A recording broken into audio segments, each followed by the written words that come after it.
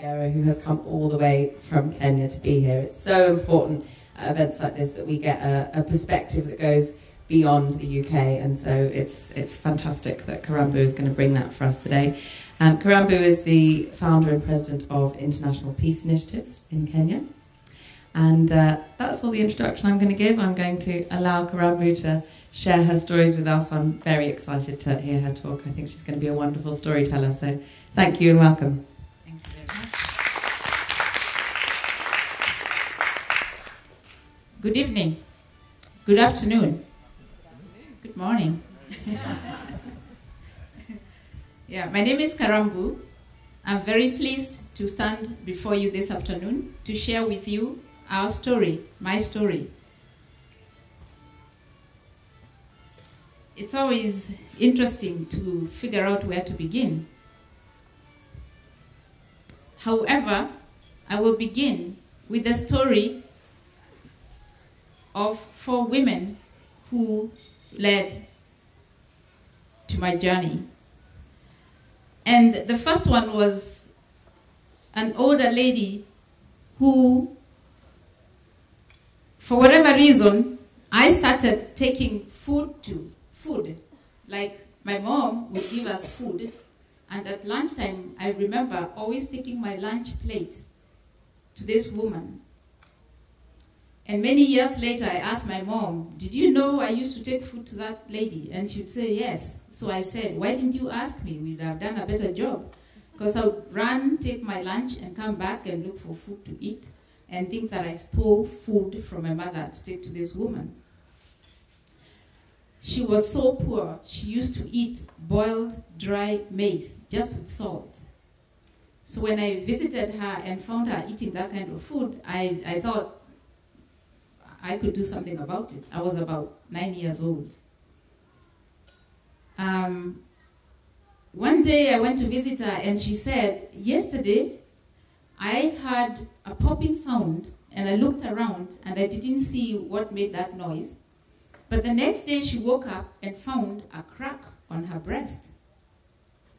To a 9-year-old, that didn't make sense. But later on, we found out that she had breast cancer. I had no idea what breast cancer was. All I remember was this woman's breast looking like an open rose flower, red, ugly, and she couldn't get any treatment. And she died. Then I remember, as a kid, there was a woman who always ran at night right through our house and would hide at the back. And my mom would tell us to keep quiet. And shortly after, we would hear footprints and a male voice asking whether this person was in this house. And my mom would say no. That was domestic violence. Every night, that woman was running for shelter in my mom's house. And then in 2004, I met Beatrice. Beatrice was dying of HIV and AIDS. She had been a faithful wife, a good mother. Her husband went out, brought another wife who came with AIDS, and they all died. And the day I was standing next to the bed where Beatrice was dying in 2004, she said to me, please make sure my son goes to school. This was a 10-year-old boy digging outside the hut where the mother was dying. Not going to school because the mother was in that hut dying. And then I met Gladys. And she said, I'm going to kill myself and my children. Her husband had just died. She was being sent away from her matrimonial home. She had a baby of 2 weeks old. And the family was saying that she bewitched the husband. They wanted her out of the land, out of the house. Where does a woman go with a 2 weeks old baby, a 5-year-old daughter, and she herself was sick? At that time, they didn't know what she was suffering from or what had killed the husband. Of course, later on, we found out it was HIV and AIDS. And so I started thinking, why these women? I don't see that kind of life with the men in even my village, even in my country. When I was very young, my mother tells me that I used to say, I'm going to read until I finish all education. I didn't know what that meant. I've read until I got a PhD, but when I completed it, I felt that it was the beginning. I felt like I knew nothing. This was the beginning of really finding out what I had learned. But as a woman who grew up in a patriarchal society, in a place where when I was born, I was welcome with 3 ululations. When my brothers were born, they were welcome with 5 ululations. I was marked. Immediately I was born, I was lesser than.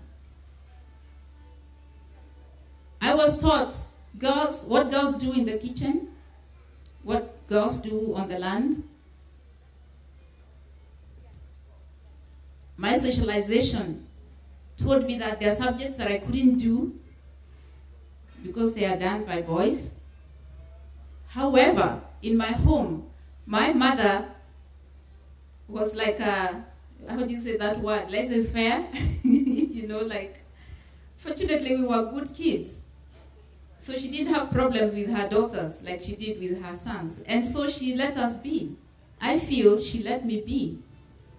I did well in school. But she also wanted me to learn how to cook, how to farm, and also she wanted me to go to school because she said, if you don't do well in school, you have to live in the village. If you have to live in the village, then you have to be circumcised so that you fit in the village, because if you're not circumcised, no one will hold your baby. You're not going to live in community. You're going to be exorcised. Fortunately, we did well in school.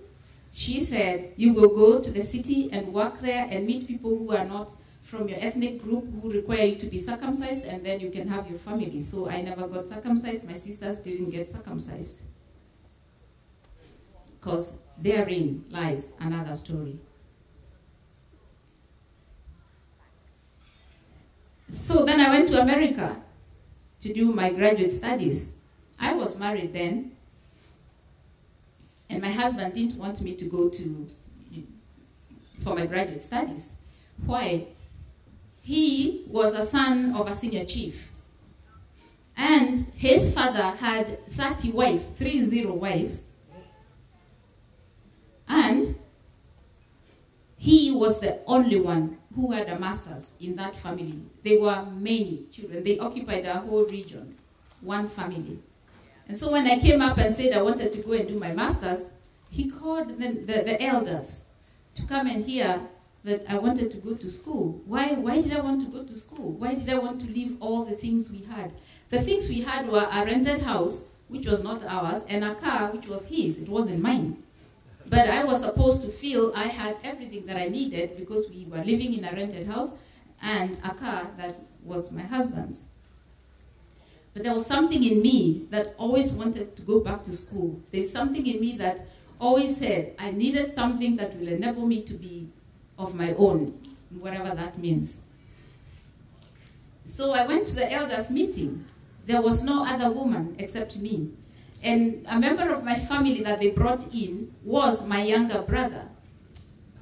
I mean, if they wanted to respect me, they would have invited my older brother, but it was my younger brother. And I said to them, I don't want to go away and leave your brother. I was going to South Africa. I just want you people, wise people, to give me an alternative for not going to South Africa to do my master's. And one of the guys, the first question he asked was, what is the name that is in my ID card, in my identity card? So I never changed my name when I got married. That was another issue. I kept my name. But they wanted to know what name was there. Of course it was my name. That was a big issue. I'm a radical. That's okay, because I didn't change my name. So I said, give me an alternative, and I won't go. They didn't come up with any alternative. So I knew it wasn't about going to school or not going to school. It was about, why should I go? So anyway, I decided I was going, and I did something that is called a Harambe. Harambe is an event that you do to pull together, invite your friends and family to help you raise money so that you can do something. Most of the Harambes were for hospital bills or for education. At that time, no women were doing Harambes. Harambes were a male domain business. And so I invited my friends, and we did the Harambe. And 2 weeks before the Harambe, because my husband really saw the Harambe is going to take place, he went and did his own cards, invited his own member of parliament class of people, because mine were just my brother, my friends. None of them, his friends, the rich ones, came. And my small friends, small in terms of how he rated them, we raised enough money to take me to South Africa and do my master's. And I went. A week before I left, my husband fell ill. He had high blood pressure. And he was hospitalized. So I postponed my going for a month so that I could be with him while he was in hospital. And then I went and talked to the doctor. And I said, I'm going to study, and this person is ill. Can you help me make a decision about how his condition is? The doctor, who was a man, said, go to South Africa and read. This man needs to get rid of his weight. I had nothing to do with my husband's weight, but that is what this person perceived it. So, because a doctor, a man, had said those words in front of my in front of my husband, I was able to go to South Africa, and he was left to get rid of his weight. He didn't get rid of his weight. He got another wife. So I went to South Africa and read and came back. And because he had gotten himself another wife, I got an opportunity to go to America and do my PhD. And I've never looked back. It's 12 years now. And the things that I have done between the time I hit 40 to my 49th birthday are things that people do in a lifetime. So where did it all begin? It started with a woman asking me one question: where will my children go when I die?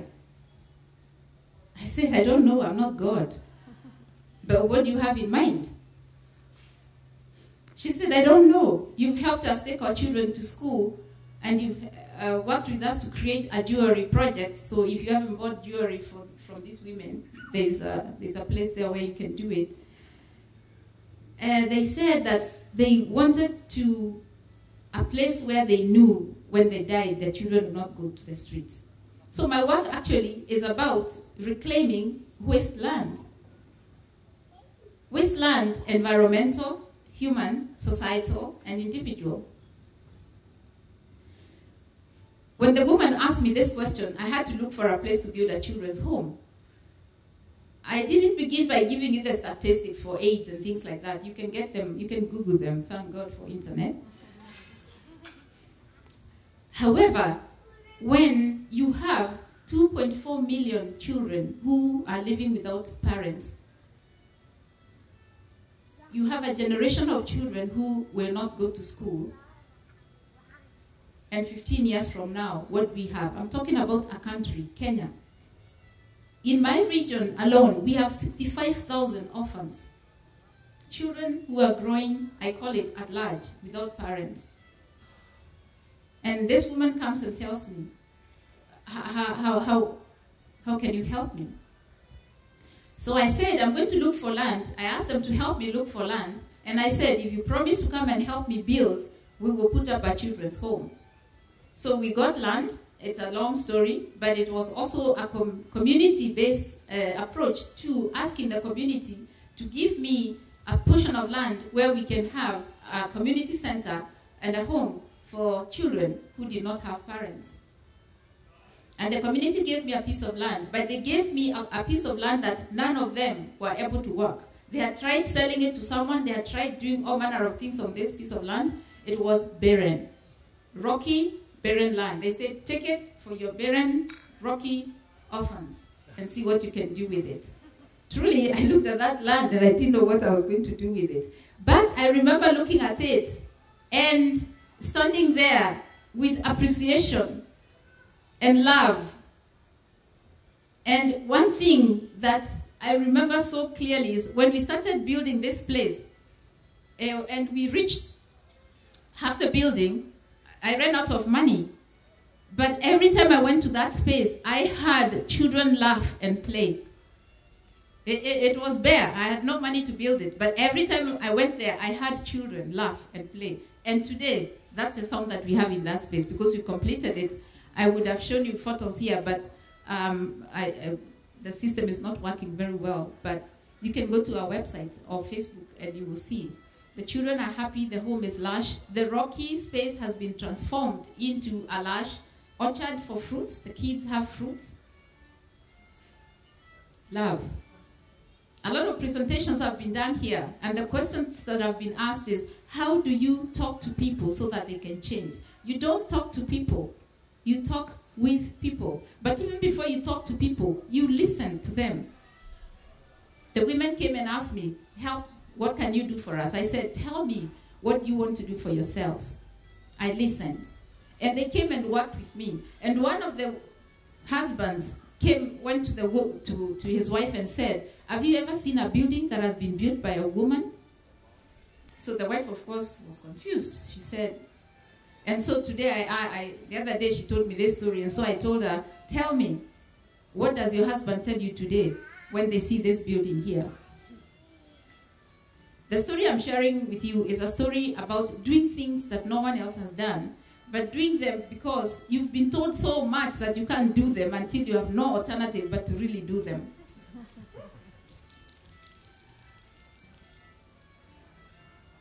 But I learned from the women.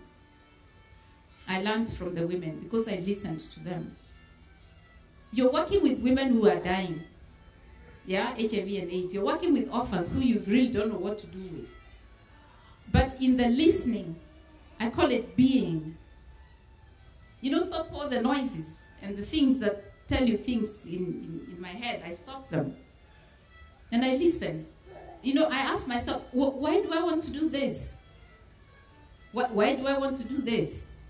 When I'm clear about why I want to do it, I get an answer. If I want to do it for myself, and I own that, I don't pretend that I'm doing it for someone else, but I'm doing it for myself, right? I'm doing it for myself. But if I'm doing it for the women, then I'm doing it for the women. If I'm doing it for the children, then I'm doing it for the children. And how am I doing it for the children? I don't do it for them. I do it with them. I first of all recognize their humanity. Because if I look at you and think, oh, poor you, you have AIDS, you're this and the other, I negate you, I dehumanize you, I don't honor you.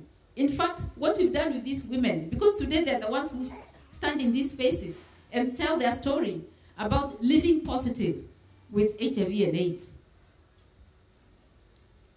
We begin from a point of sitting in circle and talking about what is not peaceful to me today. At IPI, International Peace Initiatives, peace is not just the absence of war. Peace is when you have access to resources to enable you meet your basic needs. We're not talking about big things, basic needs. But we begin from a point of recognizing where I am and knowing who I am. If you don't know who you are, no matter what, you'll never get where you're going. If you know who you are, then you really know what you're about. So with the women, we recognize HIV and AIDS. And we embrace it. And we own it. Only people have given it. People have marked it. People have given it meaning. It's a disease like any other disease, but we've chosen to mark it. Because when we mark it, we are easy in our conscience when we exclude others. Because you're not like them. You're not like them. We mark the disease. And I'm using the disease as an example. It can be anything. It can be anything. We name it, we mark it, and then we use it to exclude others. So with the women, we own the illness. We embrace it. And we say, it is not the end of the world. Because when we started with them, they thought it was the end. We said, no, it's not the end. It's a beginning. But how do you want to begin? So we started making jewelry. We called it beads for peace. Because when you sit down and make this thing, you know that there will be food on the table for your children. You know you'll get medication. We called the project Beads for Peace. And so we make the jewelry, we sell it, and there's food on the table, and the children go to school. And then beyond that, I realized that it is not about keeping children in homes that we call orphanages. I call it a home because it's really a home. That the work that I'm doing should actually be not standing down the stream, collecting, like saving all these children, yeah, that are coming down the stream, and keeping them in homes and places. The work should be going upstream and finding the root cause of the problem. And for me, the root cause of the problem is a culture, a socialization, a system that is going wrong, that doesn't know how to give people back their power so that they can run, so that they can take charge of their lives. So my work, our work, is not about big things. It's about people finding who they are, people knowing who they are. I gave you an example of Wasteland. There's the land that they gave me, which was Wasteland, which we've reclaimed now. And we reclaimed it with love. I told you I looked at that portion of land and I felt love. And I tell you, within 1 year, we were eating fruits from a piece of land that everybody thought they could do nothing with. Within 2 years, we were able to raise children in this place who now are leading in their classes. 3 years only, and they are leading in school. They are thriving. They're doing well. But I'll tell you, the bottom line is love. Someone asked me, how do you inspire people to take responsibility? Our work is inspiring action for peace. If you live in a world whose premise of operation is fear, mistrust, othering, what results do you get? I choose to live from a place of love, of honoring what is, embracing it, and choosing. And choosing. It's a choice that I make every day, and choosing that I will create an opportunity out of what we normally call problems. So for me, problems are not problems, they're opportunities. So HIV and AIDS, orphans, is an opportunity to inspire people to stop living from a premise of fear, to start taking ownership of their power. So we reclaim wasteland, environmental, human like the orphans and the women living with AIDS, societal, a society that has closed its eyes to the plight of the marginalized, of the poor.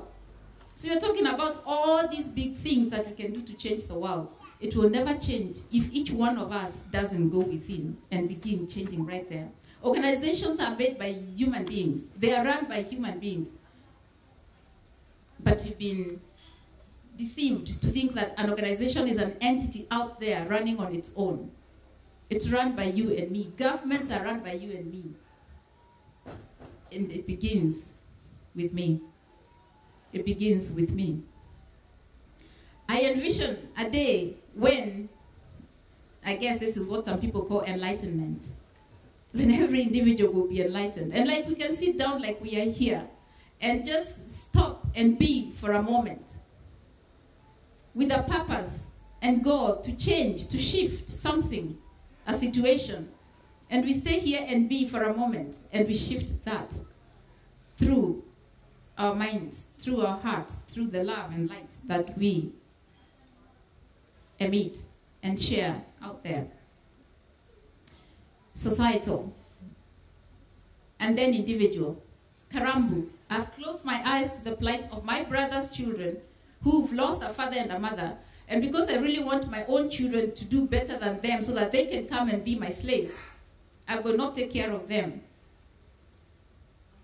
Our work is about reclaiming wasteland, environmental, individual, societal, and human. And when you reclaim a space, you remember. You remember who you are, who you're supposed to be. The lie, the fear that led you to lead whatever you were living before, when you wake up out of it, when you reclaim it, you remember who you are, you remember your power.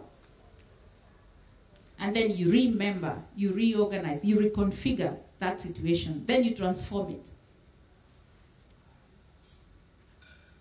Then you transform it. You transform it because you've stopped living, you've moved from living from fear to love and light. And so when you work with these women, I don't tell them what to do. I ask them, what do you want to do? What do you want to do? Why do you want to do it? If you know who you are and what your power is, you know you can move mountains. I'm telling you today, if you see the women, they look healthier than me.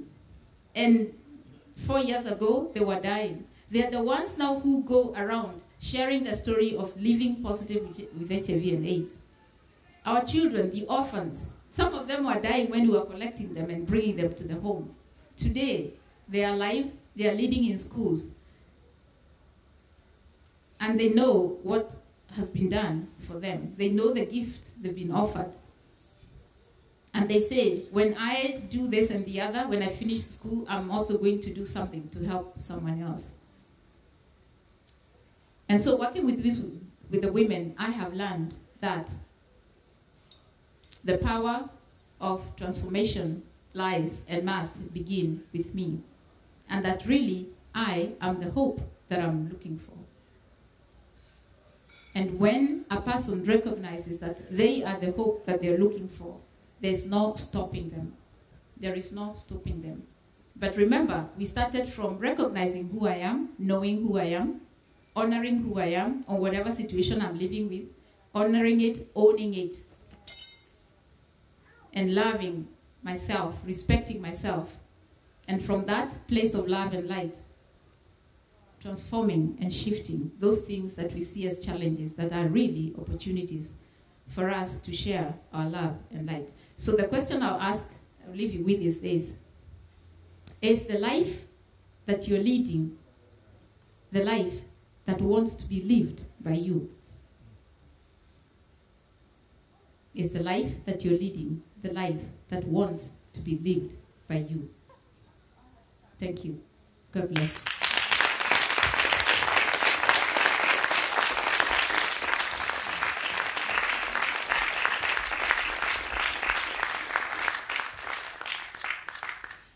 I'm speechless, so I'm not going to say anything. But Karambu is very happy to take questions from you. So what a wonderful opportunity if anybody has a question that they would like to ask.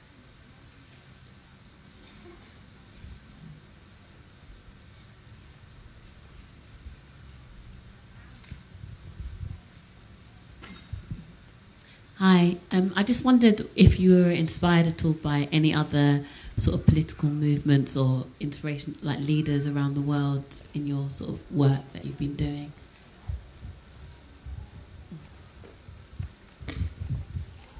Thank you for that question. Many of you might have heard of Professor Wangari Maathai. She was my role model. She was the first person to see the interrelatedness of peace and the environment and how we take care of the environment. And her approach was very simple. It was grassroots.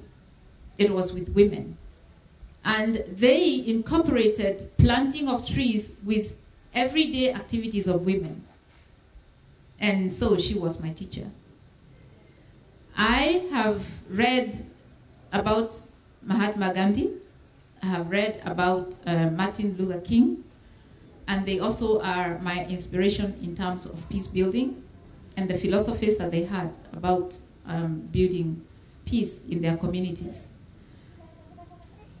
I have the inspiration of my mother, who lived in very difficult circumstances, and was able to allow us to be who we are.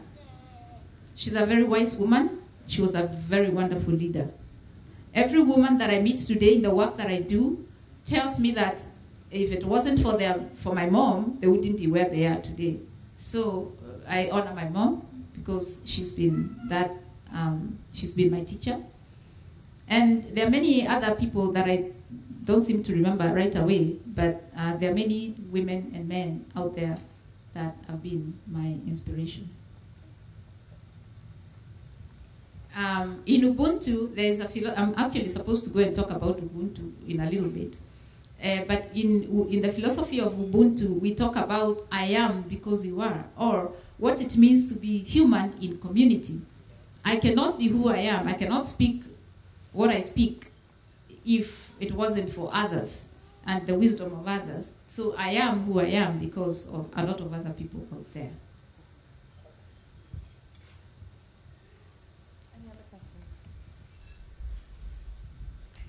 What is the next project that you're going to be working on? Have you decided what your next thing, your next wasteland will be? Karambu, you can use this microphone and I don't know, maybe myself.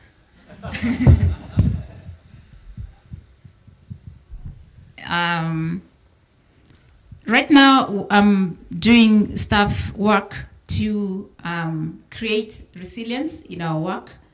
So I have created a number of businesses, a safari company, and we are building eco lodges so that when guests come to our project, they use our facilities instead of, right now I give them out to other people. So I've been thinking about how do I create sustainability from within.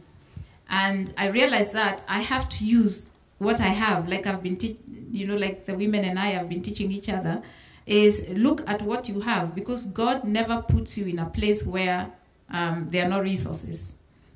Or the universe will never take you to a place where there are no resources. So we have resources. Sometimes we just don't have the eyes to see them. But when we really open our eyes, we see that we have resources right there. So we have this awesome program where people come. We have high school kids come from the US and other parts of the world, and they spend 2 weeks to a month with us, and they work with us, and they play and work with the children, and then they go back home. Their lives get changed. Because personally, I believe that world peace will be created through understanding, that is created through intercultural exchanges. So you come and live in my country, and experience how I live and how I work. And by the end, you appreciate who I am, where I've come from, and how very happy I am with the much that I have, which you think is little, but it's really a lot and enough. And that has changed the way the children who've come to our projects look at consumeristic society or materialistic society. And what I tell them is that there's nothing wrong with what you have. What would be empowering is to recognize it, to own it, and to use it for the good. So like I collect secondhand clothes from people and books and stuff like that, and I say, don't look at the t-shirt that you're giving me that is used and think that, oh, that is, I want you to look at the gift that you're offering a child who might never have had a t-shirt like that in their life. It's in the gifting. Because a gift is not a gift if it is not offered and received. If I don't receive it and say thank you, it's not a gift. But it's in that exchange that I say the power lies. And I want children who live in spaces like these ones to recognize that they have something to offer. And that you don't trash what you have. And when they come back, when they go back to their country, the one thing that their parents ask me is, what did you do with Tom? I say, I didn't do anything to Tom. Tom figured himself out. So it's in those sharing spaces that transformation takes place. But we have to begin with the children. We have to begin with the children because they get it. And we, in our socialization system, are the ones who just pollute them. So my next program is developing resiliency in our work so that we generate income within. And then we can, the other thing that I'm developing is creating partnerships of people to come over, because I believe that Africa has something fundamental and critical to offer the rest of the world. And there's a way of being that you'll never find anywhere else but in Africa. And if you really want to be whole in your heart and in yourself, coming to Africa gives you a perspective of living that is so empowering, so enriching. So I invite you to come to Kenya. I invite you to come to our program, and it is amazing. And it's the people. It's really the people. In the end, I tell people, don't come to Kenya, and when you go back home, you're just talking about the animals you saw. There's more to Kenya than elephants and giraffes and lions. Yeah, come and experience the people. And then at the end of your stay, we do a safari and, of course, go and enjoy the animals. So I didn't answer your question because I think I'm reclaiming right now our resilience or sustainability well-being as an organization. So beauty small is resilient. Any others?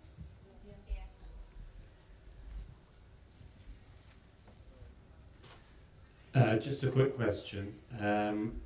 With your work, have you seen attitudes from men start to change with the success of your home and so on? Great question. Thank you for asking that. At IPI, International Peace Initiatives, we also do peace work, but we do it in community. So we started what we call peace forums.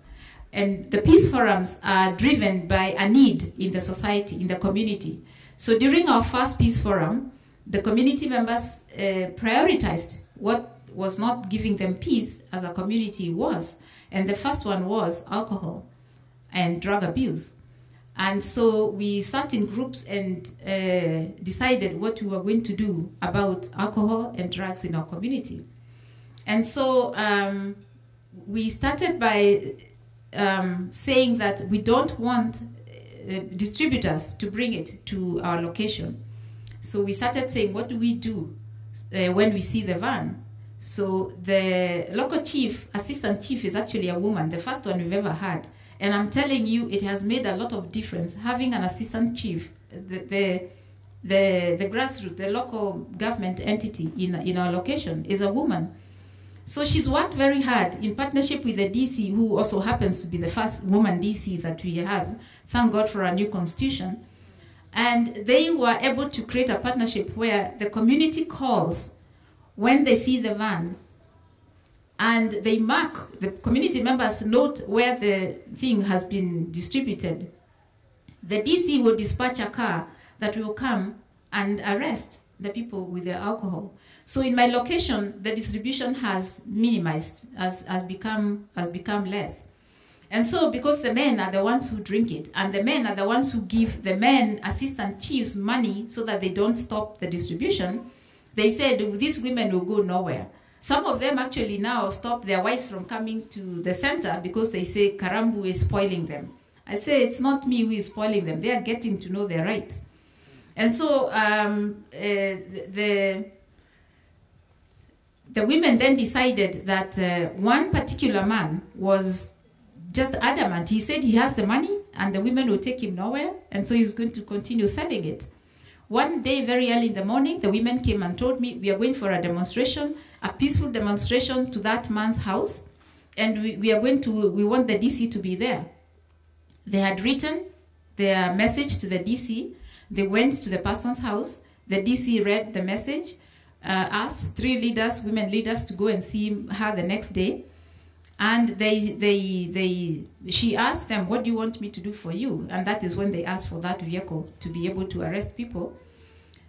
The following Sunday, a man stood up in a public arena and said, we recognize what the women have been doing in the fight against alcohol, and we want them to know that we are behind them, and we are going to join them in the fight against alcohol and drugs because it has destroyed our families. A man stood up and said that, and that was great. because there was a group of other men who were saying that during the demo, they were going to come and beat up the women. But the women went up anyway and did what they needed to do. So there are men who now, and actually when they went to the DC, they went with a man. They were given 1 man to go with them. So yeah, the men are joining us in this fight, because really what we have said is that men are part of us. We cannot make difference or change unless we bring them on board. And we want them to recognize that we won't succeed in these fights if they are not involved. In any case, they are the role models for the boys in the home. So if they don't help us, their own children are the ones who are getting destroyed. So a long answer to your very good question is yes, the men are supporting us in our work. Well, remember I talked about the house. They asked, where have you seen a woman build a house? This woman has built the largest house in that area, and so they know a woman can build a house. A woman can sit with other women, and actually they can figure changing practices for agriculture in their homes. We have women now who are raising money to buy drip irrigation, because water is a big problem for them, so that they can grow their own crops that they will feed their families, and surplus they will sell. So the women have decided to come to the workshop and do the mechanical jobs that men have been doing in the past. They want to learn everything, and they want to do it so that they will be the teachers of the other people who come after them. So yes, it is changing. It is changing in a big way. So my joy in sharing this story is to show that small is great. When you change a small community and women take leadership and they invite men and youth to work with them, because now we have also started a youth empowerment and peace forum, and the youth are identifying their issues, and they are going through the process of saying what they are going to do to resolve those problems so that they take initiative themselves. And that question about how do you inspire people to take responsibility? See, before people know they can do things, they're afraid, and they're afraid of failure. But you go through these stages of understanding the problem, what the issue is, because sometimes we don't even understand the issue is, leave alone understanding ourselves. But when you know what and how this thing is not creating peace for yourself, and then together you talk about what can we do. You know, the problem is when you think you can do things alone. But when you do it in community, it gets a different kind of power and energy. And when everybody sees that they have a role to play, no one is excluded, all the voices are heard, everybody has agency, everybody is allowed to contribute, then that changes the dynamics totally. And it's not about telling people what to do. It is about listening to each other so that you hear and see what the community need that will drive all of us together. Because we can choose to do things alone and die, or we can choose to work together as a community and move forward. And that is what we are recognizing, and that is what we are learning, that together we go further. Alone, we can go only so far.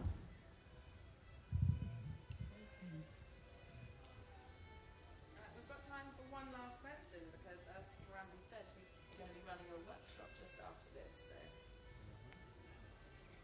take one more question, and then we'll give you a bit more information about that. You mentioned partway through that you ran out of money to continue building the home. How did you raise the funds? Quite a practical question. Thank you, great question. I wish I could share with you the story of how that home has been manifested, because it's really, people call it magical, but I call it grace. However, I got to a point where I was so desperate to have it completed, because so many of the women were ill at that time. And so one day I said, please just give me someone to help complete this house. I prayed myself, so I prayed. 3 days later, I got an email from someone I didn't know, who said that they were looking for an orphans, HIV/AIDS/orphans project in Africa. And so I wrote back very quickly, and I told him about our work. And a month later, him and his wife came to Kenya for half a day. They came on a Friday evening, spent the morning with me in this and complete building, and left in the afternoon. And they're the ones who raise the money to complete the building. And they still support 5 of the children today. And actually, we are doing a project with them for creating employment for the youth. We are trying to develop a solar assembly in our region, so that the youth are taught how to assemble solar panels, and then create lights, and then they will sell them. Because Kenya, really, solar, there's no reason why we should have anything else but solar lighting and stuff like that. So the youth will get trained, and then we'll use this solar as a income generating thing for the youth and the women. And so that was in 2007 that I met this person, and he's still working with us. Yeah. So that's how the building was completed. There have been a lot of other people who've been partners with us to make it get to where it is. But that UK person was the core reason why we were able to complete it. Yeah. Thank you so much. So as Karambu mentioned, she's running a workshop on Ubuntu. I am, because you are at the Straw Bale Circle, which will run from 4 till 5. So it just remains for me to thank you and say what a huge privilege it's been to have you here. I think we've all been absolutely spellbound by your incredibly inspiring story. And thank you for coming all this way and sharing it with us. It's been my pleasure. Thank you for having me. Thank you for listening. Thank you.